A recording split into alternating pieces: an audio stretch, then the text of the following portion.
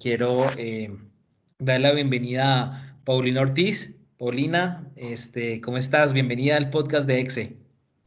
Bien, Joma, todo muy bien aquí, sufriendo con este tema de la cuarentena y de la nueva normalidad, todo a través de medios digitales, que la verdad ha sido un giro bastante importante en nuestra vida, de estar muy en el mundo físico a movernos al mundo digital e incluso estar tanto tiempo dentro de casa. Creo que ha sido una situación sin precedente, pero que además para toda la industria de e-commerce ha venido bastante bien.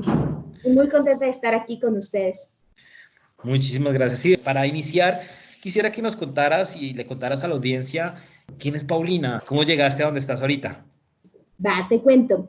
Bueno, yo soy Paulina, tengo 35 años. La verdad es que soy poblana y llevo ya varios años viviendo aquí en Ciudad de México.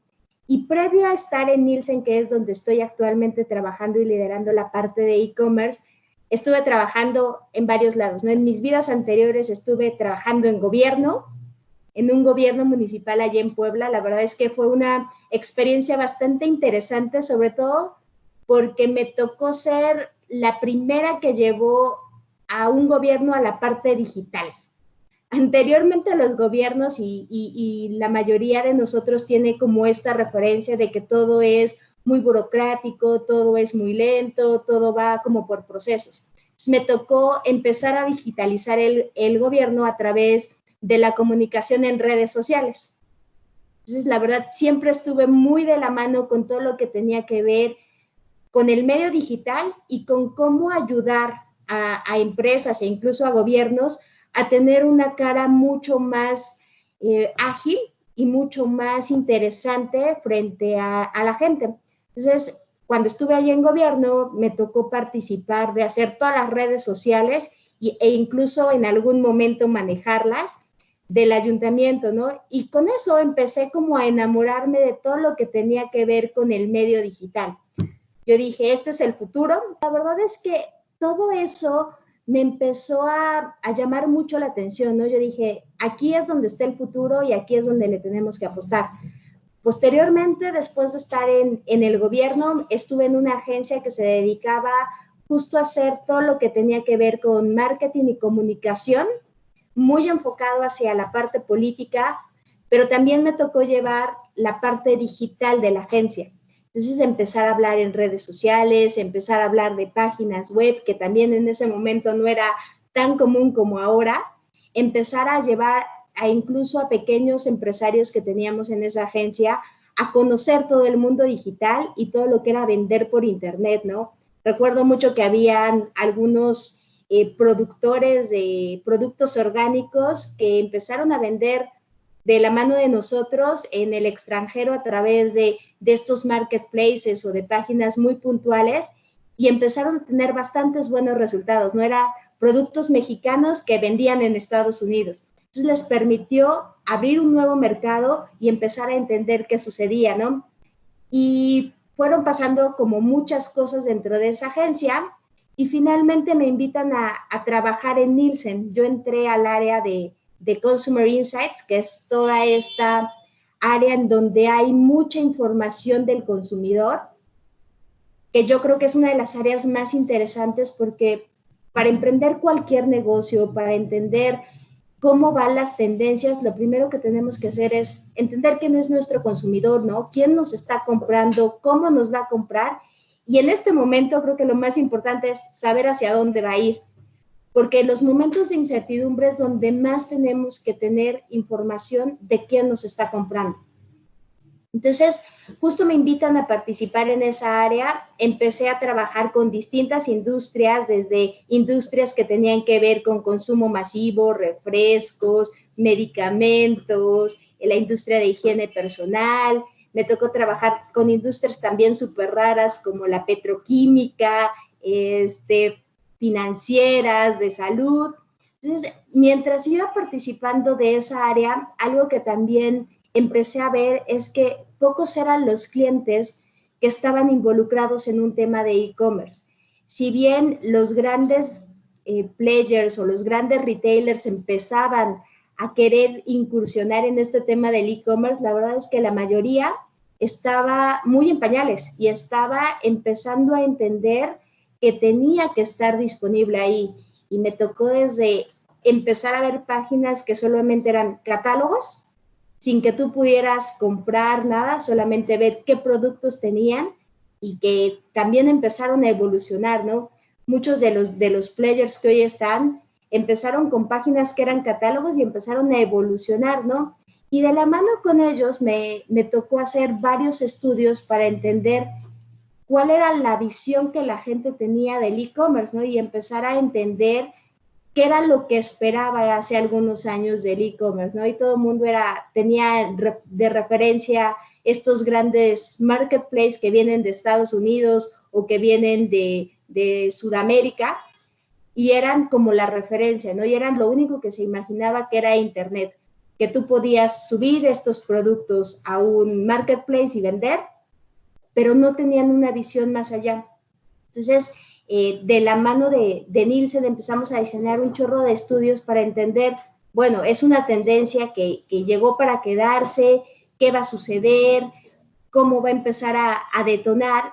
Y algo importante fue que dentro de Nielsen hay un área que está en Corea del Sur y en China, que son dos de los países que están mucho más desarrollados en temas de e-commerce, ¿no? Entonces empezamos a preguntar, yo desde el lado de Consumer Insight, empecé a preguntar qué se veía allá, cómo empezaban a tratar este tema del e-commerce, y la verdad es que uno de los grandes mentores que tuve fue el líder global de e-commerce de Nielsen, que es Ji-Hock, ¿no? Que empezó a darme información de todas estas tendencias y de toda este tema del e-commerce. Y la verdad es que posteriormente ya me tocó liderar todo lo que tiene que ver con e-commerce aquí en México y como tú lo mencionabas hace un rato, ¿no?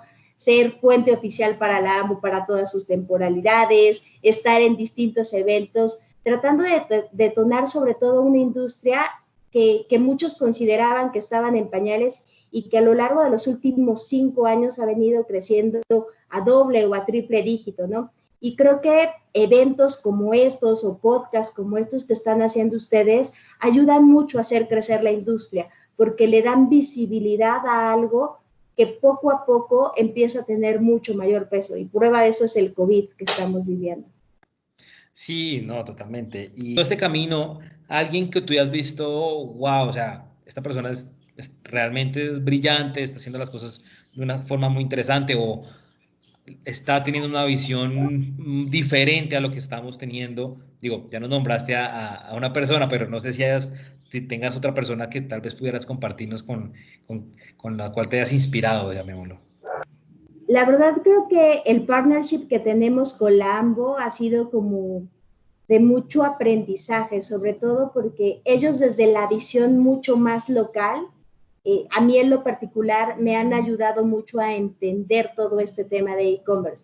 Si bien, como te comentaba, desde Corea tenemos mucha información que nuestros líderes nos van compartiendo, el mercado coreano y el mercado mexicano no son tan parecidos. En realidad son bastante diferentes y hay que entender esos matices.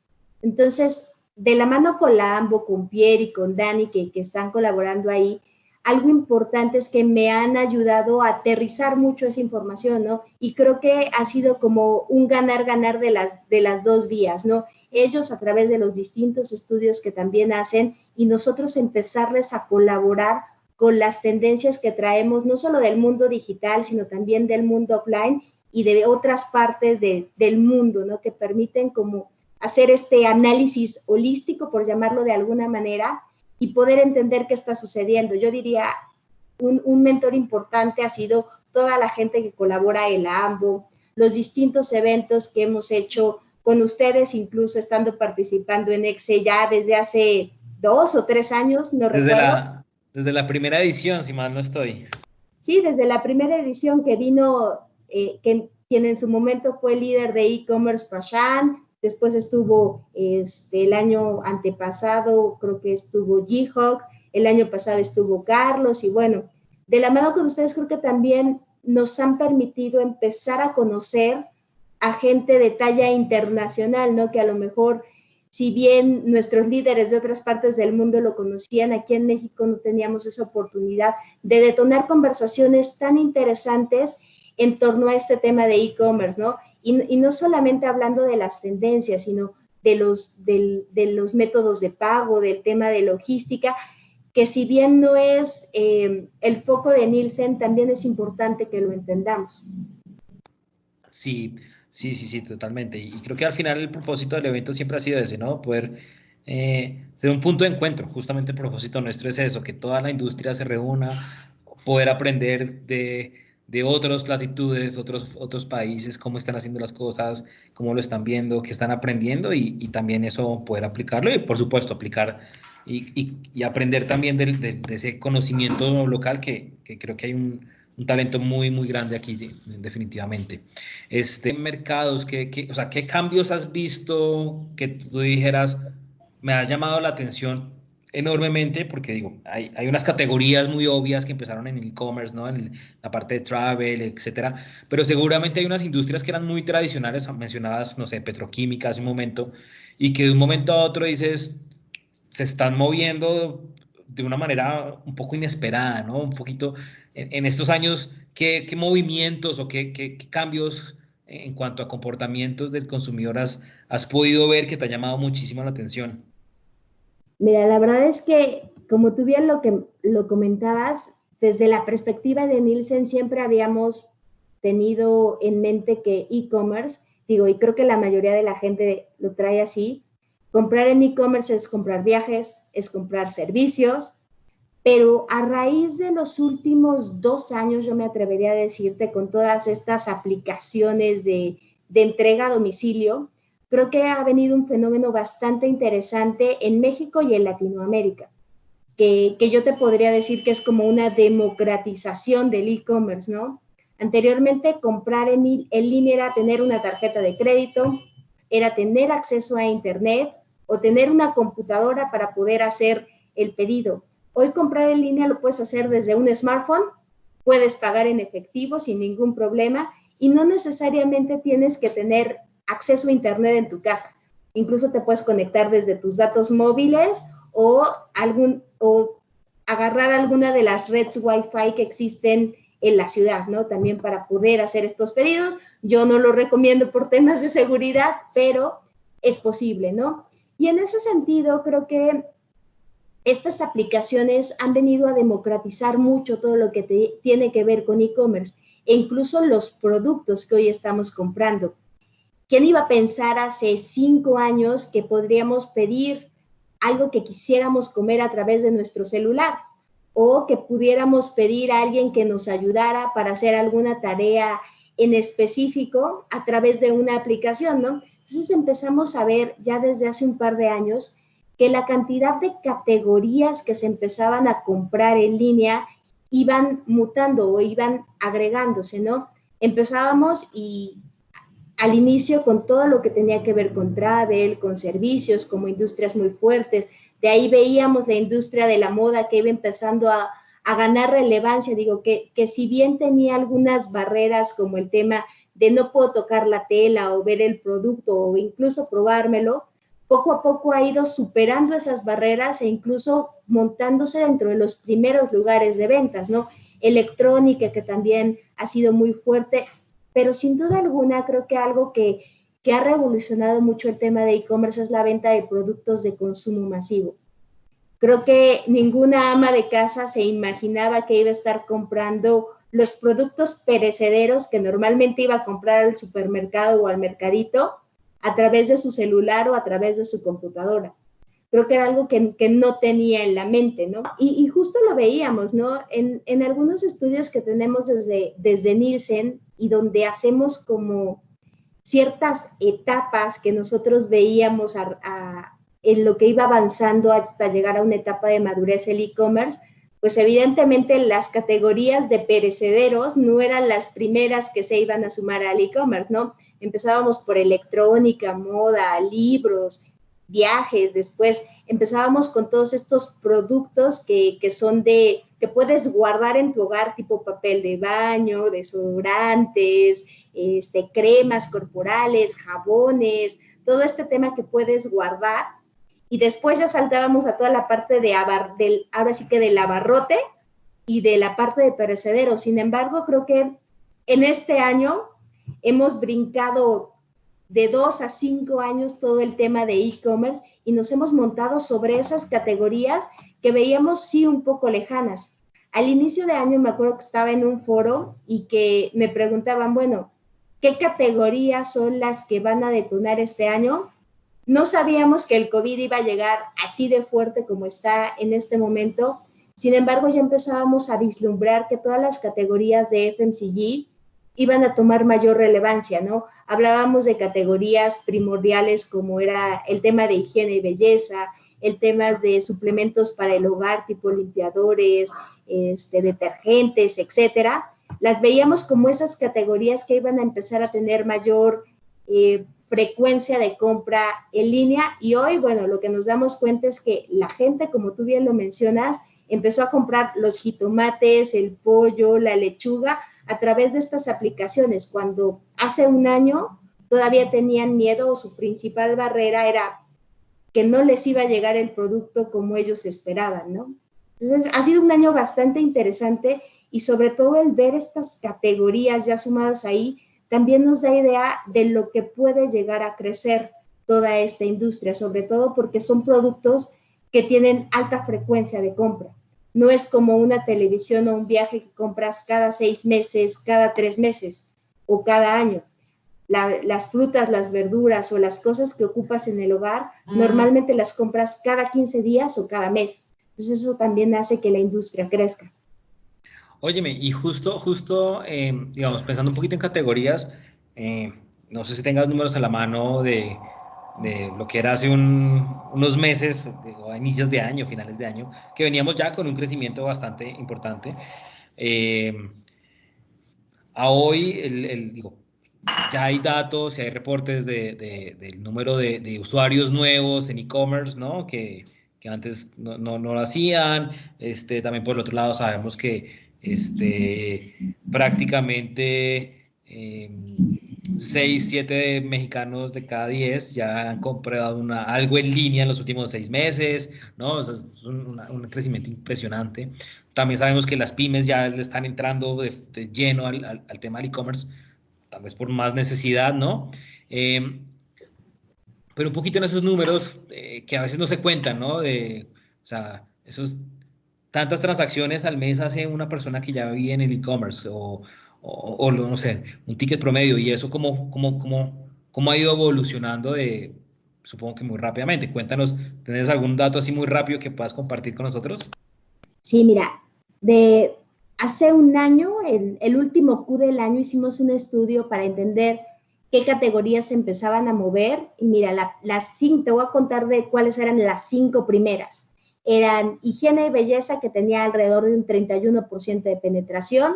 De ahí le seguía farmacias con un 20%, alimentos 17%, hogar también con un 17% y la categoría de mascotas con un 16%. Sin embargo, cuando volvimos a levantar un estudio similar a inicios de esta pandemia, lo levantamos yo creo que por abril, nos dimos cuenta que las categorías dieron un vuelco impresionante y vimos que todo lo que tenía que ver con alimentos, y aquí me refiero a no alimentos preparados, sino alimentos enlatados, todo lo que tiene que ver con abarrotes y perecederos, llegó hasta un 70%. Fue un brinco prácticamente de 53 puntos porcentuales. Snack se volvió la categoría número 2. Sí, está impresionante. O sea, la gente de verdad empezó a ver el e-commerce para comprar este tipo de productos. Y veíamos ahí un zoom en este tema de alimentos de un 39% de la gente que decía, yo compro ya perecederos en línea.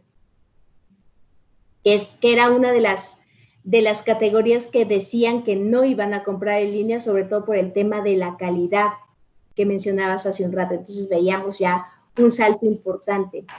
Óyeme, perdóname, ¿y qué tan lejos estamos de otros países, ¿no? Mira, vamos en buen ritmo. En realidad, el crecimiento que se preveía para este año era medir alrededor del 5.3% de las ventas del retail a través de e-commerce. Hoy el último pronóstico que vi es que estamos en 6.1. O sea, ya rebasamos por un punto ese pronóstico que se traía de las ventas a través de e-commerce en retail.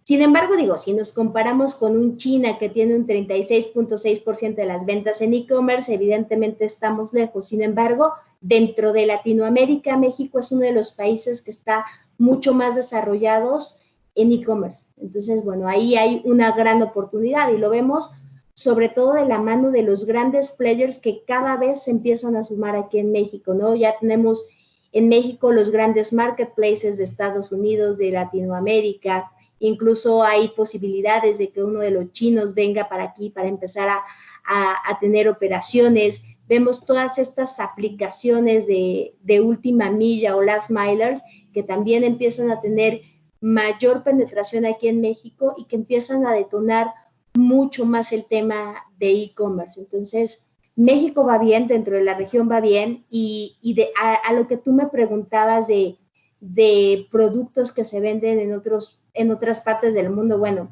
el producto más vendido en China de FMCGs es papel higiénico, que vende prácticamente el 70% de sus ventas las hace a través de e-commerce. Y uno de los productos más vendidos mexicanos en China es un perecedero, es el aguacate. Entonces también nos va abriendo los ojos de hacia dónde van a ir mutando estas tendencias. Quiero volver más a Paulina. ¿Qué hace? O sea, ¿qué es lo que más te apasiona? Yo digo, cada vez que te veo hablar, te veo sí, ¿no? Te ves esos números y los dominas al derecho al revés, casi que te brillan por los ojos, ¿no? Con esos reportes. Pero ¿qué hace? O sea, ¿qué es lo que hace, digamos, que cada mañana te levantes, que te haga meterte en esos datos, como rascarle aquí, hacer esos estudios, hacer preguntas importantes? ¿Qué es lo que te mueve? La verdad es que el análisis de los datos me apasiona muchísimo. Yo creo que gran parte del entendimiento de las cosas se puede hacer a través de los datos. Y todo este tema tecnológico y de digitalización nos da aún más datos para analizar. Hay que ser muy hábil porque nos podemos perder en la inmensidad de los datos, pero creo que estos datos nos van contando determinadas historias de las que podemos aprender. Como tú bien lo mencionas, el e-commerce es un tema cambiante y no necesariamente lo que funciona en China va a llegar a funcionar aquí en México. Sin embargo, nos da una guía de cómo podemos ir empezando a ver el camino hacia el cual podríamos irnos inclinando. La verdad es que más allá del entender los datos, creo que algo que me apasiona mucho es, por el trabajo que hago en Nielsen, tengo la posibilidad de tener contacto con muchas industrias, con muchos fabricantes, con muchos retailers y entender de la mano de ellos y de primera mano cuáles son esas necesidades y cómo hacer crecer este canal.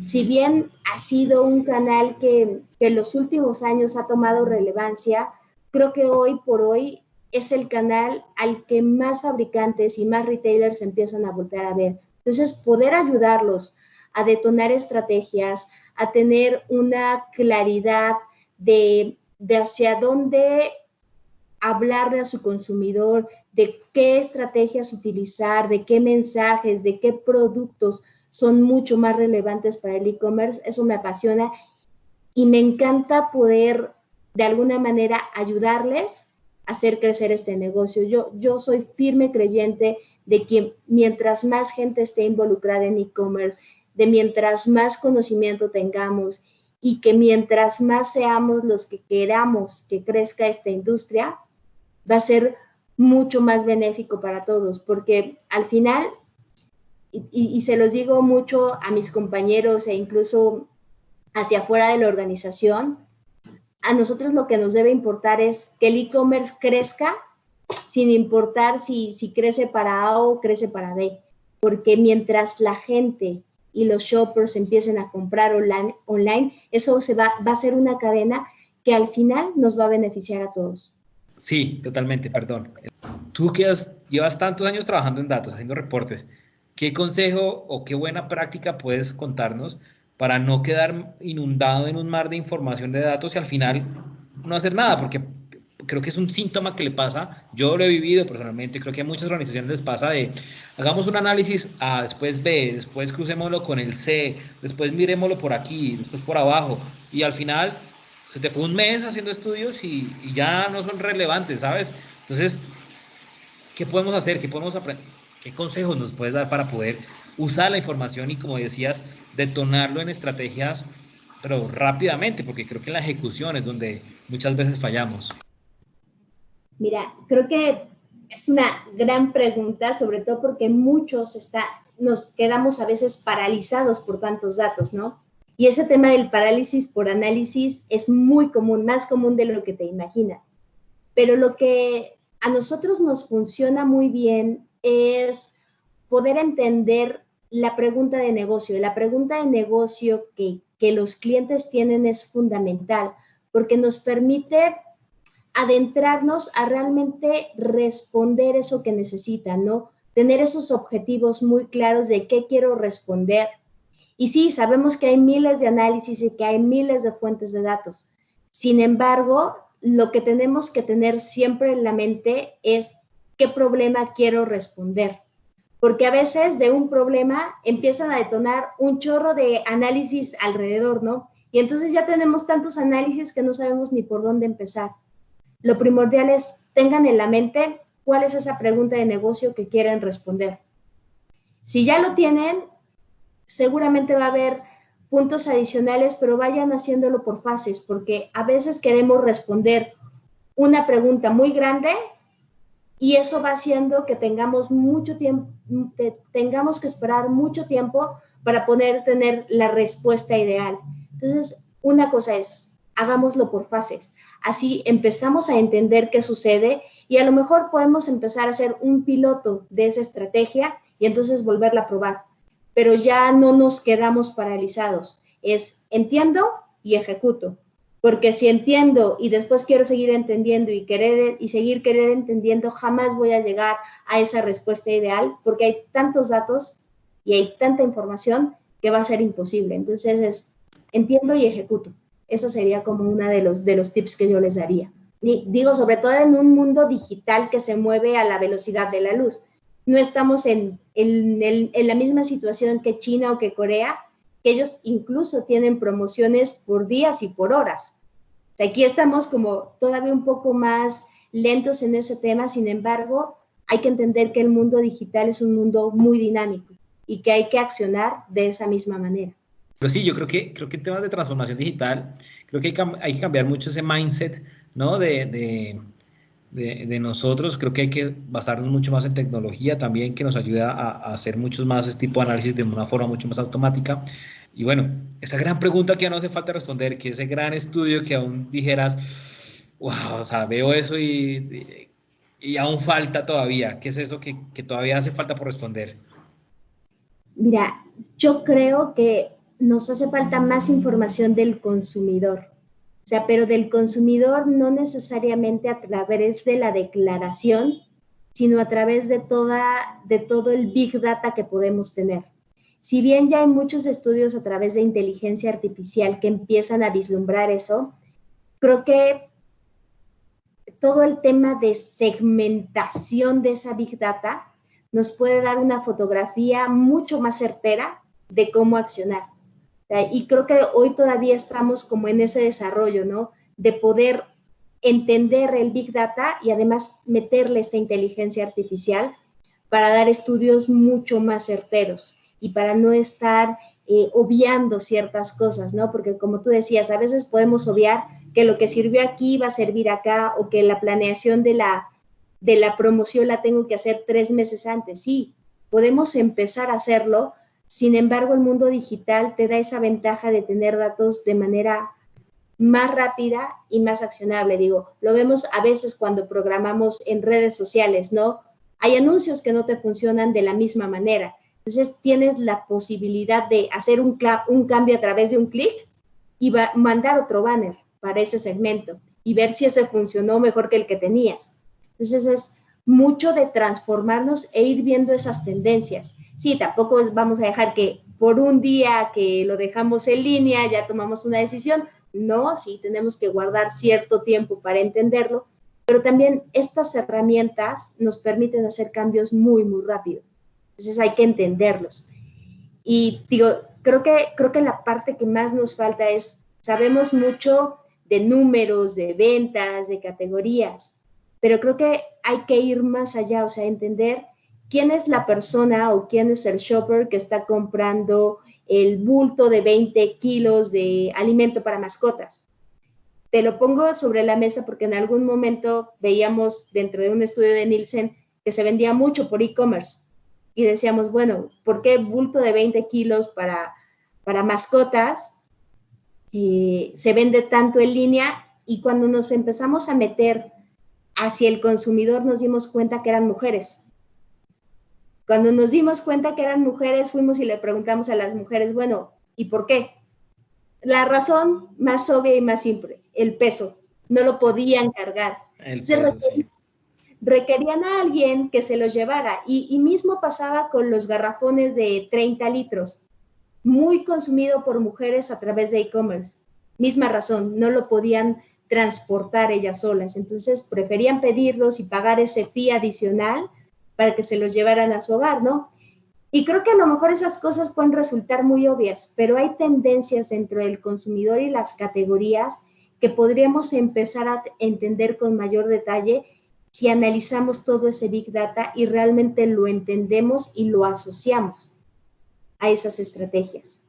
Y ya para aprovechar los últimos minuticos que nos quedan, me quedan un par de preguntas. Y una es,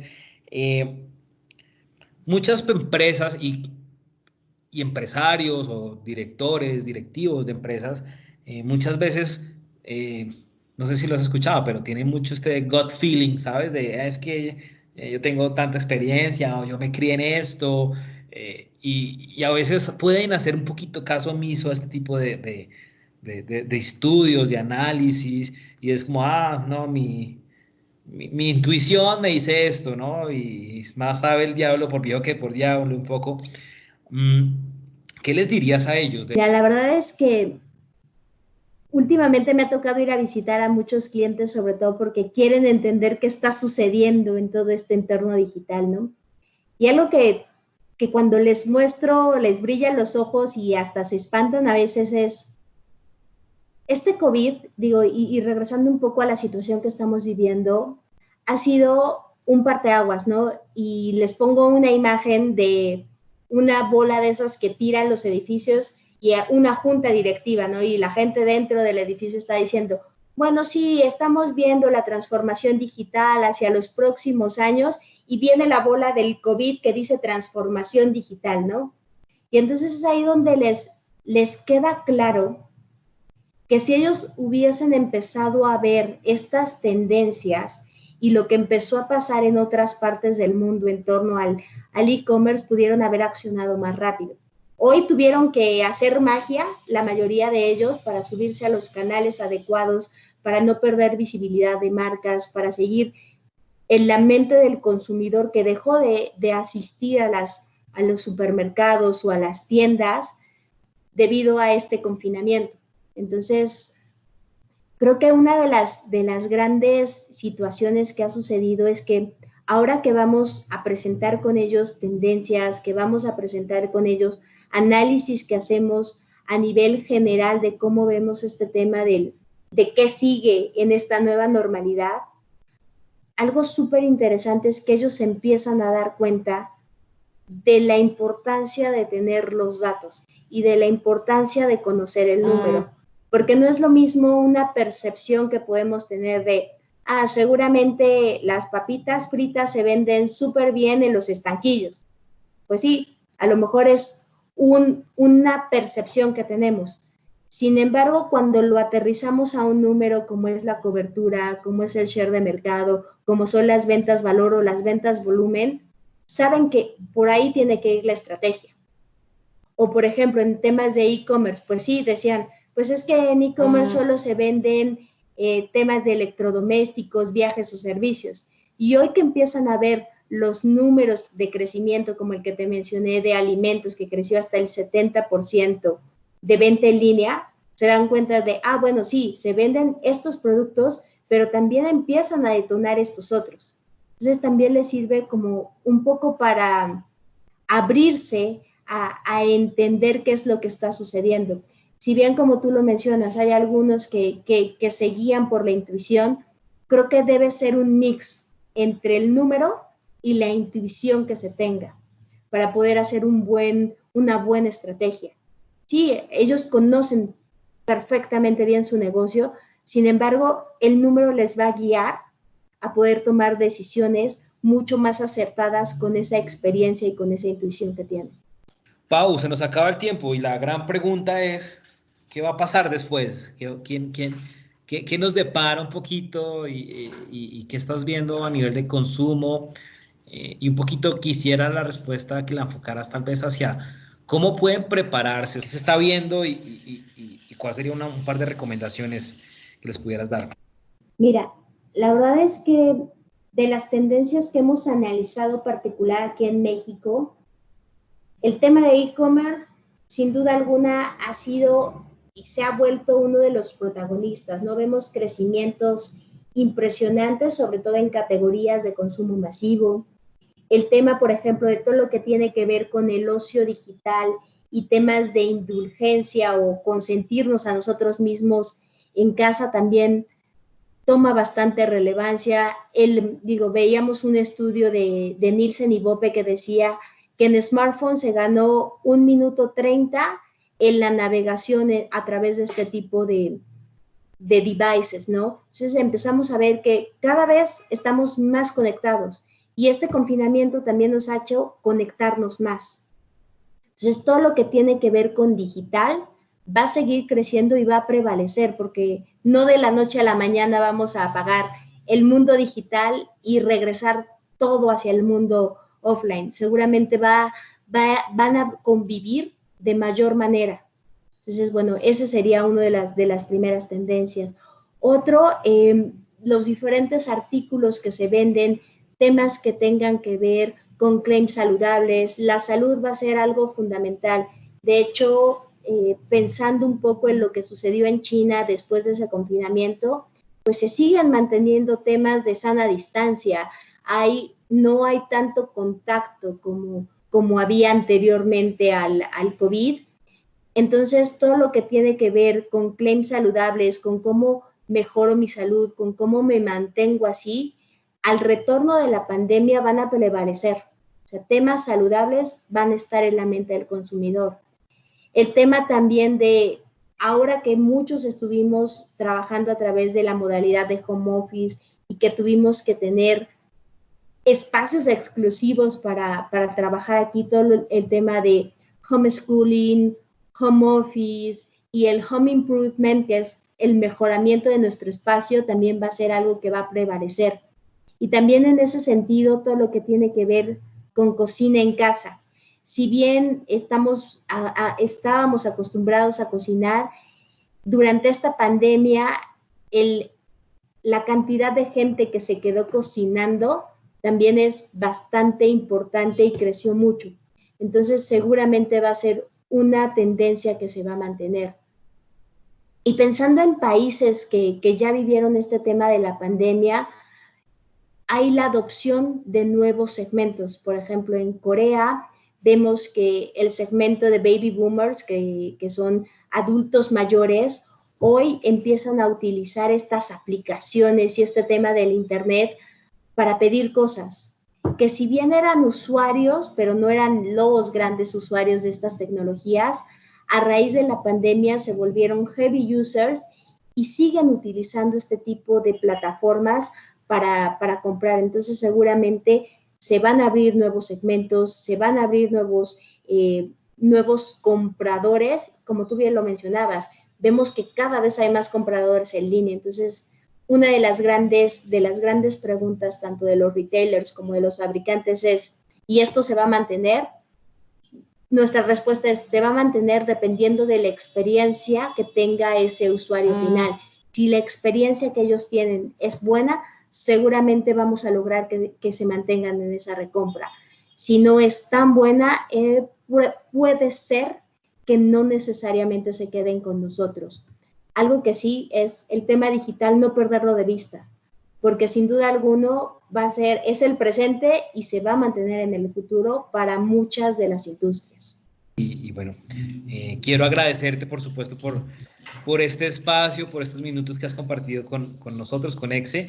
Muchas gracias a ti, gracias por la invitación y de verdad creo que tu evento o este evento suma mucho a los que quieren iniciar en temas de e-commerce y también a los que ya están. Esta gran cantidad de información, de ponentes y de conocimiento que se concentra en EXE creo que es impresionante y también nos ayuda a tomar y a crecer mucho todo lo que tiene que ver con e-commerce aquí en México. Entonces, muchas gracias por la invitación y seguramente nos veremos por ahí.